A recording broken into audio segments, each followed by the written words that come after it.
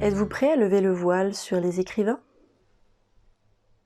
Oui, aujourd'hui j'ai décidé d'amener Croque-Mou. Je voulais le mettre sur ma tête, sauf que ça rendait l'image très sombre, donc j'ai dû juste vous le montrer comme ça.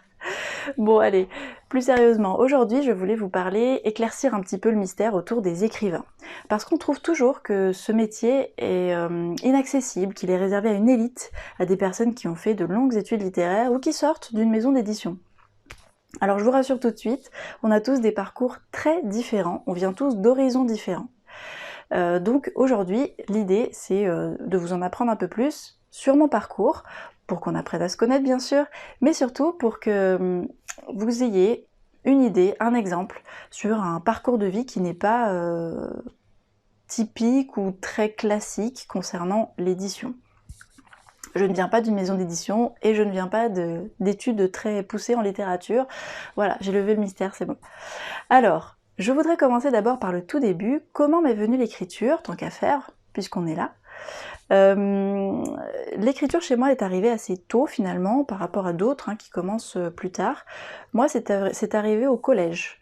Alors bien sûr, je n'écrivais pas des livres entiers au collège, ça a commencé tout doucement par des textes courts, et l'écriture m'a suivie dans différentes étapes de ma vie quand j'en avais besoin.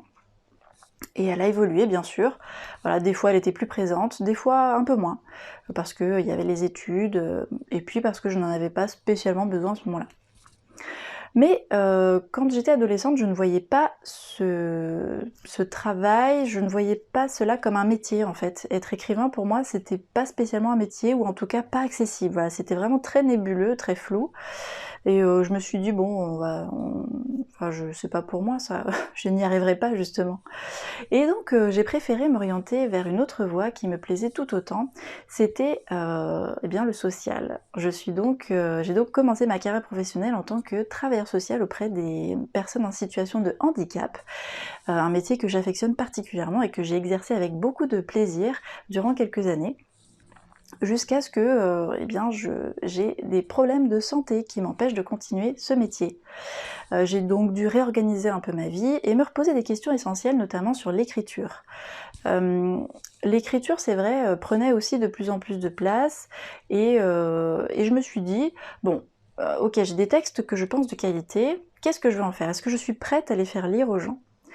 Eh bien oui, j'ai fini par me dire oui, bien sûr.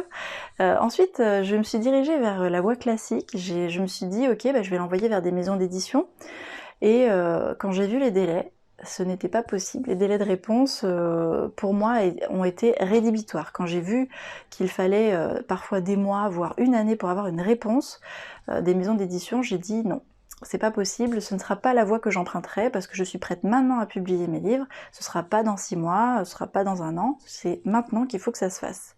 Donc je me suis renseignée sur l'auto-édition, et me voici, 2 romans publiés et 2 livres pour enfants plus tard. je suis là et je suis très fière de mon parcours, je suis fière de cette victoire, de cette revanche. Voilà aussi pourquoi je fais cette vidéo aujourd'hui, pour vous dire que c'est possible, pour encore une fois lever le voile mystérieux autour de ce métier, et vous dire qu'il n'est pas si inaccessible que ça. Donc je vous invite à regarder d'autres interviews, d'autres vidéos d'auteurs pour comparer un peu les parcours de chacun, nos cheminements respectifs, et peut-être que vous trouverez des similitudes avec votre propre parcours, et j'espère que ça vous aidera à avancer un peu plus vers votre projet, vers votre rêve. Parce que c'est parfois en faisant des petits pas de fourmi qu'on arrive à faire des pas de géant à la fin. Donc voilà, c'était l'objet de cette vidéo du jour. Je vous laisse réfléchir à tout ça, je vous dis à très vite. La prochaine fois, on se retrouvera pour une vidéo lecture. Je vous dis donc à la semaine prochaine. Salut!